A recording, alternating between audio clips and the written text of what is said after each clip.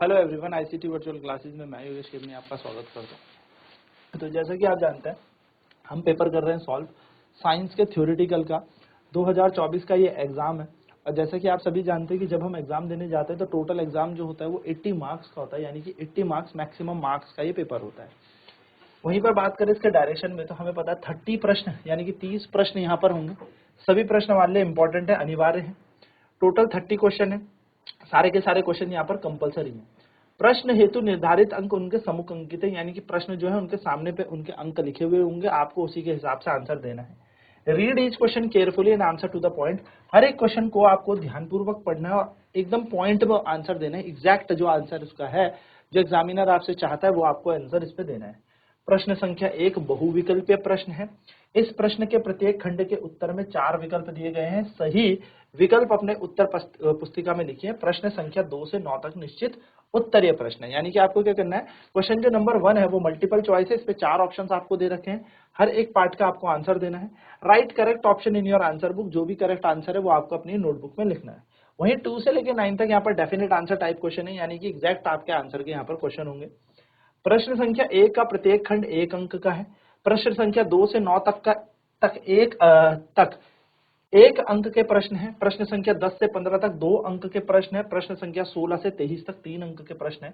प्रश्न संख्या 24 से 30 तक लगातार 4 अंक के प्रश्न है। यानी कि यहाँ पर क्या कह रहा है कि जो प्रश्न संख्या 1 का प्रत्येक खंड है वो 1 नंबर का है। प्रश्न 2 से 9 तक के जो अंक है वो भी 1-1 अंक के हैं। क्वेश्चन है जो 1-1 नंबर के हैं। प्रश्न 10 से लेकर 15 तक आपको 2-2 नंबर के क्वेश्चंस मिलेंगे। 16 से 23 तक आपको 3-3 नंबर मिलेंगे और 24 से 30 तक के 4 अंक के प्रश्न है। हर एक जो पार्ट है क्वेश्चन नंबर 1 का कैरीज 1 मार्क ईच। हर एक क्वेश्चन 1-1 नंबर का है, जो 1 नंबर का है। 2 से लेकर 9 तक यहाँ पर 1 मार्क्स का क्वेश्चन है। 10 to 15 2 मार्क्स के क्वेश्चन है। 16 to 23 3 मार्क्स के हैं। क्वेश्चन नंबर 24 to 30 जो है आपके 4 मार्क्स के क्वेश्चन है। पूरे प्रश्न पत्र पे यानी कि पूरे क्वेश्चन पेपर पे आपको ऐसा कोई चॉइस तो नहीं है कि ये पेपर नहीं, आपको दूसरा कोई और दूसरा पेपर मिल जाए। बट ये इंटरनल चॉइस आपको दे रखी है कि आपको ये क्वेश्चन नहीं करना, आपको दूसरा वाला बेटर आता है तो आप वो वाला यहाँ पर कर सकते हैं। पर हर क्वेश्चन में नहीं है, कुछ कुछ क्वेश्चन में ऐसी चॉइस है। तो जैसे कि आप जानते हैं, हम इस पेपर में बेसिक बात जानने के बाद हम इसके objective type questions, one word questions कर चुके हैं और अब हम बढ़ रहे हैं आगे। जहां पे हमने अपनी लास्ट की क्लास में देखा था कि तारे क्यों टिमटिमाते हैं, इसका आंसर दिया था। तो तारे टिमटिमाने के पीछे का जो कारण था वो था वायुमंडलीय अपवर्तन, atmospheric refraction. Why the colour of the clear sky is blue. आसमान नीले रंग का क्यों है, तो ब्लू लाइट जो होती है वो ज्यादा स्कैटर करती है। नीले रंग में प्रकीर्णन ज्यादा होता है, जिसके कारण क्या होगा, स्कैटरिंग ज्यादा होगी तो लाइट फैलेगी ज्यादा। जो चीज फैलेगी, नीला लाइट ज्यादा फैलेगी, ब्लू लाइट ज्यादा फैलेगी, नीला प्रकाश ज्यादा फैलेगा, जिसके कारण हमें वो ज्यादा दिखेगा। नेक्स्ट कह रहा है what is meant by the power of accommodation. तो हमने देखा था हमारी आईज की फोकल लेंथ बढ़ सकती है या घट सकती है, यानी कि हमारी की जो आई की फोकल लेंथ है वो इंक्रीज और डिक्रीज हो सकती है। और इस फोकल लेंथ को इंक्रीज और डिक्रीज होने वाली कंडीशन को हम अकोमोडेशन ऑफ आई कहते हैं, यानी कि पावर ऑफ अकोमोडेशन कहते हैं। अब नेक्स्ट क्वेश्चन पे बात करते हैं। नेक्स्ट क्वेश्चन हमारा क्या कह रहा है, तो अगला प्रश्न हमारा कह रहा है विद्युत शक्ति को परिभाषित कीजिए तथा एसआई मात्रक लिखिए। Define electrical power and right it's SI unit. देखो कितना सरल क्वेश्चन है, 2 नंबर का ये क्वेश्चन है। तो 1 नंबर मिलेंगे आपको जब आप पावर को डिफाइन करेंगे एंड 1 नंबर आपको इसके एसआई यूनिट के मिलेंगे। ठीक है, इस तरीके से इस क्वेश्चन को तोड़ा गया है। तो चलिए बात करते हैं हम इलेक्ट्रिक पावर की डेफिनेशन पर। क्वेश्चन नंबर हमारा है इलेक्ट्रिक पावर,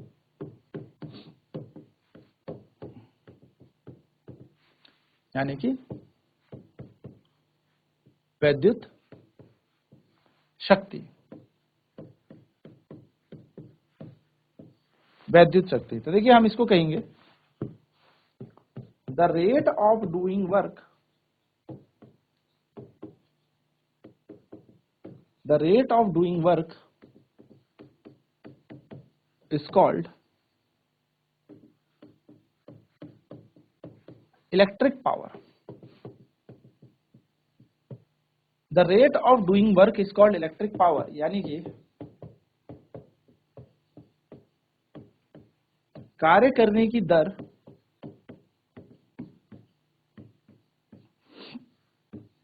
को शक्ति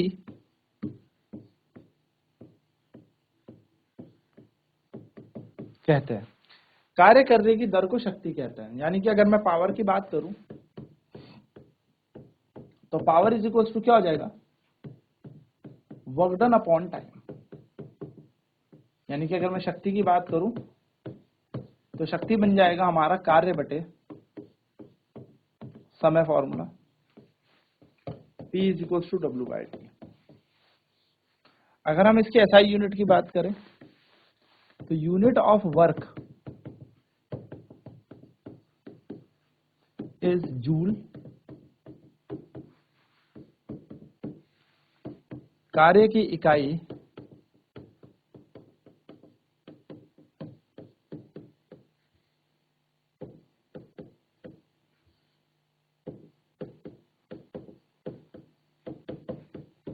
जूल है, यूनिट ऑफ टाइम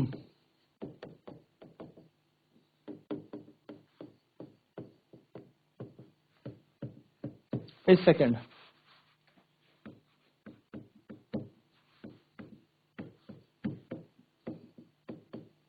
समय की इकाई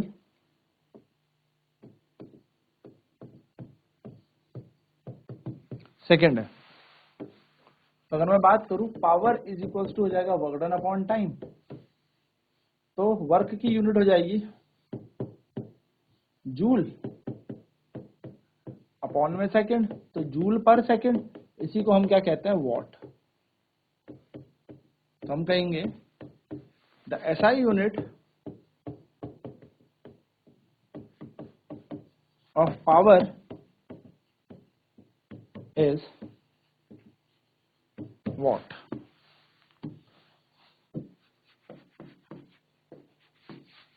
शक्ति की SI इकाई वॉट है,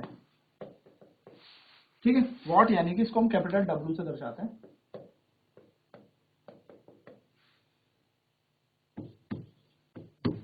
चलिए, तो ये हमारे पास क्या है, पावर की यूनिट आ गई। डेफिनेशन भी हमने लिख ली और यूनिट भी हमने लिख ली, यानी कि हमने इकाई भी लिख ली और साथ साथ में इसकी पूरी परिभाषा भी लिख ली है। चलिए नोट करेंगे फटाफट से।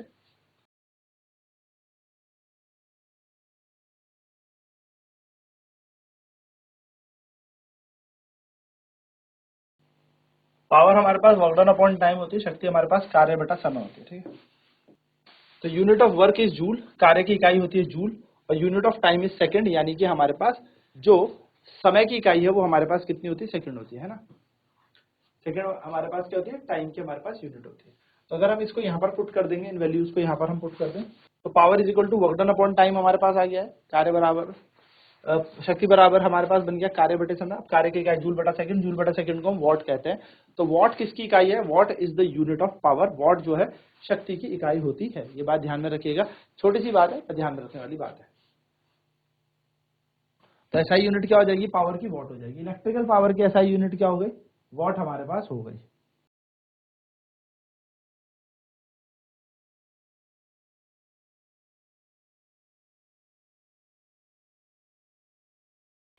ये हमारे पास आंसर बन गया, ठीक है। चलिए अगले क्वेश्चन की तरफ बढ़ते हैं। नेक्स्ट इसका बी पार्ट कह रहा है, why don't two magnetic field line intersect each other. देखिए कभी भी दो मैग्नेटिक फील्ड लाइन कभी भी एक दूसरे को नहीं काटती, ऐसा क्यों। तो हम जानते हैं कि जो मैग्नेटिक फील्ड होती है वो नॉर्थ से स्टार्ट होता है और साउथ की तरफ खत्म होता है। तो आंसर लिखेंगे हम, two magnetic field line never intersect each other. If they do so, it would mean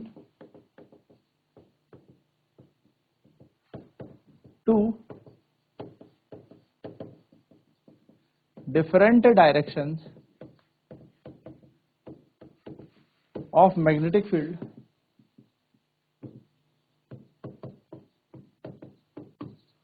two magnetic field line never intersect each other. If they do so, it would mean two different direction of magnetic field, which is impossible.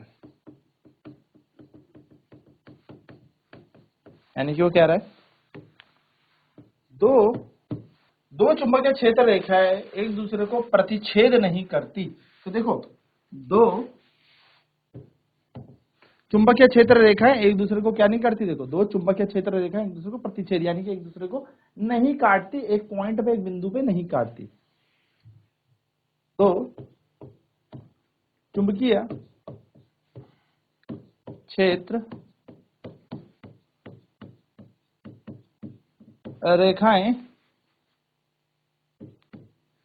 एक दूसरे को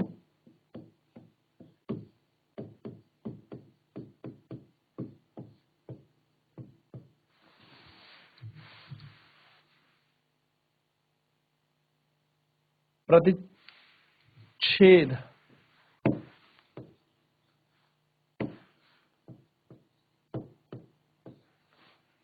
नहीं करती। यदि वह ऐसा करती, यदि वह ऐसा करती तो इसका मतलब था, इसका मतलब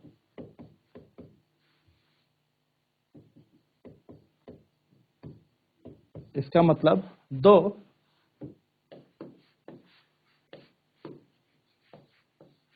इसका मतलब चुंबकीय क्षेत्र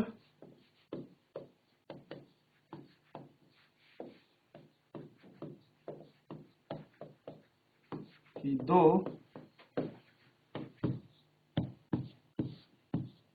भिन्न दिशा हैं जो कि असंभव है। दो डायरेक्शन हो ही नहीं सकते, विच इज इम्पॉसिबल। ठीक है, चलिए नोट कर लेंगे इन पॉइंट को भी।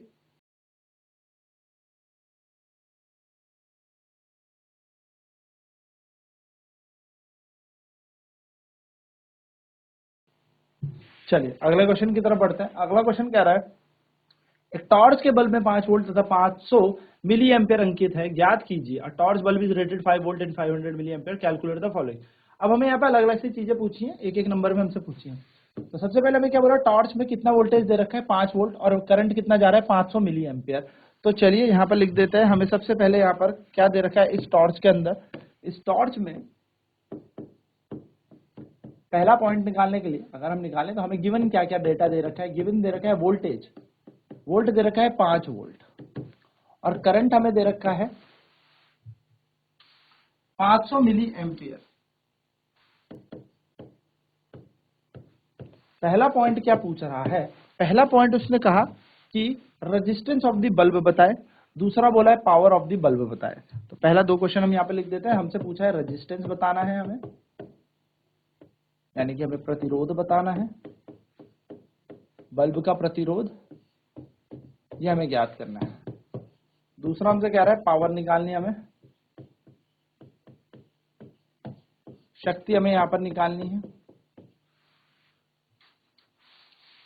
तीसरी चीज बोल रही energy consume by the bulb when it is lighted for 1 hour, यानी कि हमें एनर्जी निकालनी है जब ये बल्ब 1 घंटे के लिए जलाया जाता है। Energy consumed by the bulb when it is rated for, when it is lighted for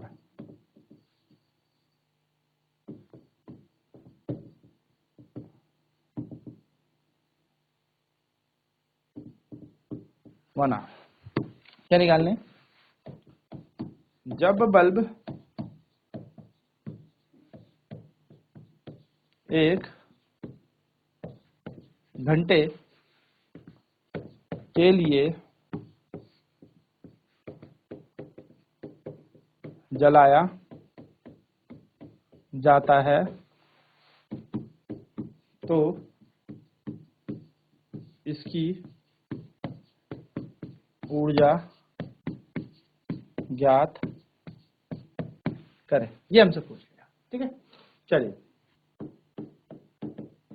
इसको निकाल लेते हैं। सबसे पहले हमसे रेजिस्टेंस पूछा है, वोल्टेज दिया है 5 वोल्ट, करंट दे रखा है 500 मिली एम्पियर। मिली एम्पियर को अगर हम एम्पियर में बदले तो आएगा 500 गुणा 10 की घात माइनस का 3, यानी कि करंट बन जाएगा हमारे पास 5 गुणा 10 की घात माइनस 2 -1, जिसको हम लिख सकते हैं 5/10, यानी कि 0.5 एम्पियर। ये हमारे पास करंट दे दिया। हमसे पूछा है रेजिस्टेंस क्या होगा, तो हम जानते हैं Ohm's law. According to Ohm's law,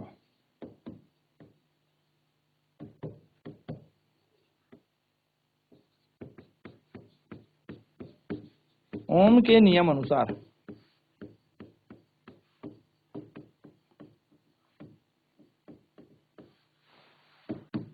V equal to I are.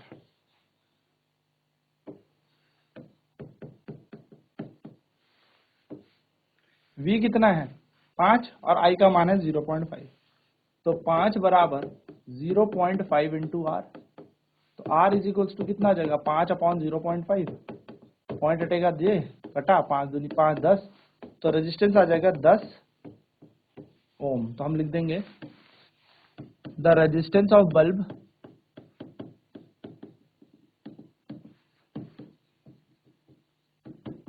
Is 10 ओम, यानी कि बल्ब का प्रतिरोध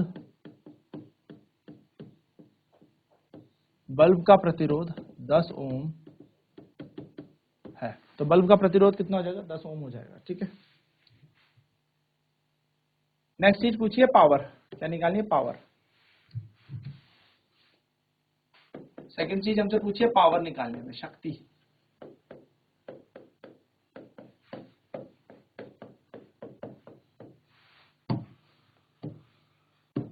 पावर के बहुत सारे फॉर्मूले, आपको जो पसंद आए वो लगाएं। Power is equal to V I होता है हमारे पास, power is equal to I square R होता है हमारे पास, power is equal to V square upon R है हमारे पास। जो फॉर्मूला समझ में आ रहा है वो लगा दें। तो मैं तो कहता हूँ पहला वाला लगा दो ना, आसान है। Power is equal to V into I, P को पी छोड़ दो, वी का मान दे रखा है 5 और आई का मान अभी निकाल ही दिया है 500 गुणा 10 की, ये 5/10 ना 0.5, तो 5/10 लिख लेते हैं 5/10, तो बन जाएगा 25/10। 2.5 वॉट यहाँ पर पावर है, 2.5 वॉट। चाहे तो ऐसे भी देख ले, आई का स्क्वायर आर से आप करके देख सकते हैं। तो आई का स्क्वायर कितना है 500 मिली एम्पियर, यानी कि 0.5 का स्क्वायर है, और आर अभी हमने यहाँ पर क्वेश्चन में निकाल ही दिया कितना 10। तो आप देखेंगे इस फॉर्मूले से देखें तो 5/10 गुणा 5/10 गुणा 10, तब भी आप काटेंगे तो 5 गुणा 5/10 आंसर हो जाएगा। तो 2.5 वॉट का इसकी पावर है, 2.5 वॉट का ये बल्ब है। 2.5 वॉट, तो हम लिखेंगे power of the bulb is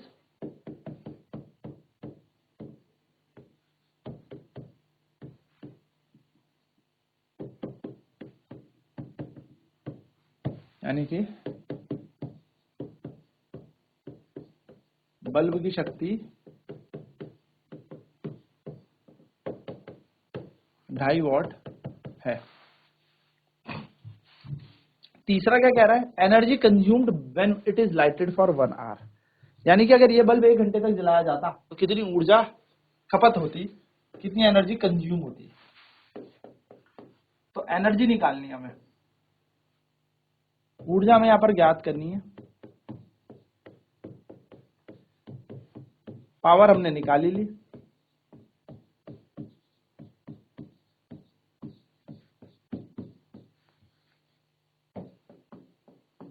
कितनी 2.5 वॉट, और टाइम हमें दे ही रखा है समय 1 घंटा,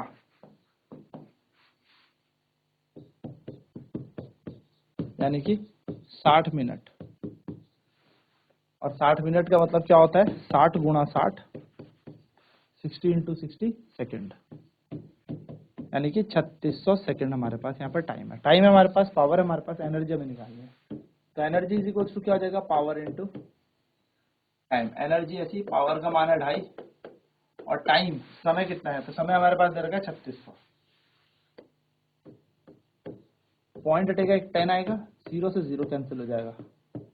एनर्जी हो जाएगी 25 गुणा 360, तो 36 यहाँ पर होगा और 25 से मल्टीप्लाई, तो 25 5 30, 15 और 3 18, 5 6 30 का 0 कैसे 5 7 50, ठीक है 18, 12 का 2 कैरी 1, 2 3 6 प्लस 1 7, तो 0। फिर से इसको देखते हैं 36 गुणा 25 करके, 5 के 30 का 0 कैरी 3, 5 से 15, 3 18, 3 से 12, 6 और 1 7, 0 0 7 8 9, 900 यहाँ पर आ जाएगा 900। 36 गुणा 25 होता है 900 और 1 0 ये इतना जूल सेकंड हमारी क्या बन जूल सॉरी इतनी जूल हमारी क्या बन जाएगी, वॉट सेकंड है ना, वॉट सेकंड यानी कि 9000 जूल, जिसको हम कह सकते हैं 9 किलो जूल या 9 गुणा 10 की घात 3 जूल। इतनी हमारी एनर्जी बन जाएगी, हमारी ऊर्जा आ जाएगी। तो इस तरीके से हम आंसर निकाल सकते हैं इसका आराम से, जब हमें फॉर्मूलेज पता हो। चलिए नोट करेंगे फटाफट से। सबसे पहले रेजिस्टेंस पूछा था, V = IR से हमने रेजिस्टेंस निकाल लिया। प्रतिरोध है यहाँ पर 10 ओम, तो बल्ब का प्रतिरोध 10 ओम आ गया। फिर शक्ति निकालनी थी, तो इतने सारे फॉर्मूले में से कोई सा भी फॉर्मूला आप यूज कर सकते हो, सारी वैल्यूज आपके पास है। तो P = VI सूत्र लगाया, V की जगह लगाया 5, I का मान है 5/10, सॉल्व करके 2.5 वॉट आ गया। ठीक है, पावर आ गया। Next power of the bulb is 2.5 volt, यानी कि बल्ब की शक्ति कितनी आ जाएगी, 2.5 वॉट आ जाएगी। फिर एनर्जी निकालनी है, तो एनर्जी का फॉर्मूला क्या होता है, पावर इंटू टाइम, यानी कि ऊर्जा का जो सूत्र होता है वो होता है शक्ति गुणा समय। तो शक्ति है 2.5, समय है 360, मल्टीप्लाई कर मतलब 360 नहीं 3600, 2.5 का पॉइंट हटा कट गया, 25 गुणा 360 जो कि होता है 9000, तो 9000 यानी कि 9 किलो जूल। तो हम कह सकते हैं energy consumed by the bulb in 1 hour is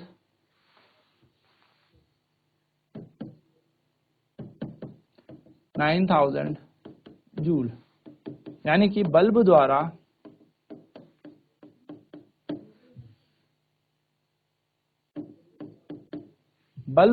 1 घंटे में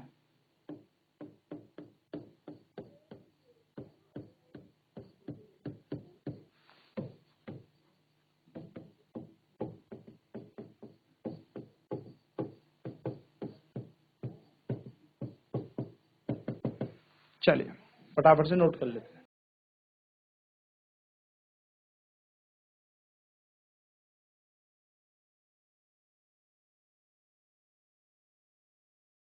तो ये बेसिक सा क्वेश्चन है।